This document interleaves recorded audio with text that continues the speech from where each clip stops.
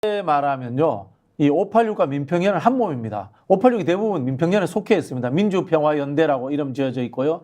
이 그룹의 출발은 90년대 후반에 총학생 회장들, 그 다음에 제야 민주화 운동했던 세력들이 김건태 의장님, 고 김건태 의장님을 중심으로 김대중 대통령이 있던 새천년 민주당에 입당하면서 세력화가 됩니다. 세력화가 됐고, 이분들이 초창기에는 노무현 대통령 시절에는 김건태 노무현 간에 갈등이 일어납니다.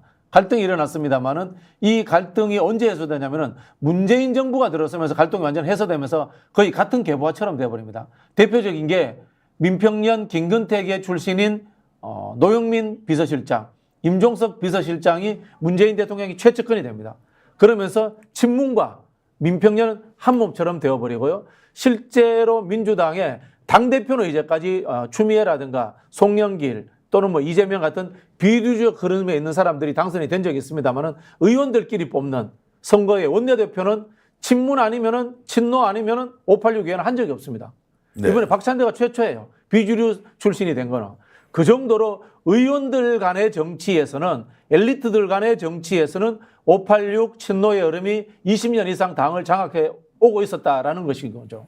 자, 뭐 엘리트라는 표현에는 동의하기 어렵지만 어쨌든 그들만의 정치 엘리트라고 생각을 하죠. 자, 민주당 내에서 쉽게 얘기하면 국회의원들의 똘똘 뭉친 기득권 구조를 이번에 넘지 못했다. 이것을 세력 분포로 보면 친명계는 약하고 상대적으로 친문계와 과거의 친이해찬계 그리고 586 계보가 민평연 이런 쪽에서 똘똘 뭉쳐서 결국 혁신을 못한 대상들이 반란을 일으키듯이 우원식 의원을 당선시키고 지금 민주당 초선 의원들이 71명입니다. 이번에 171명 중에서.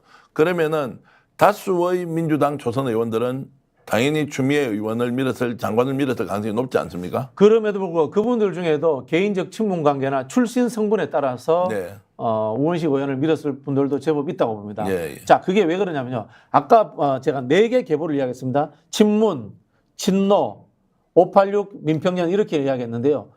이분들이 다 범친명이에요. 또 한편으로 보면. 네.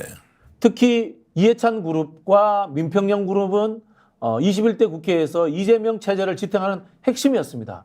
아시겠지만 이해찬 대표는 이재명 대표의 후견인 같은 역할을 했고요. 우원식 의원도 친명이에요. 범친명입니다. 박홍근 의원 거기에 속해 있는 이런 분들 대부분들이 사실은 이재명 대표를 미는 역할들을 해왔던 겁니다. 그리고 지난 총선 공천 와중에 한번 상황을 볼게요.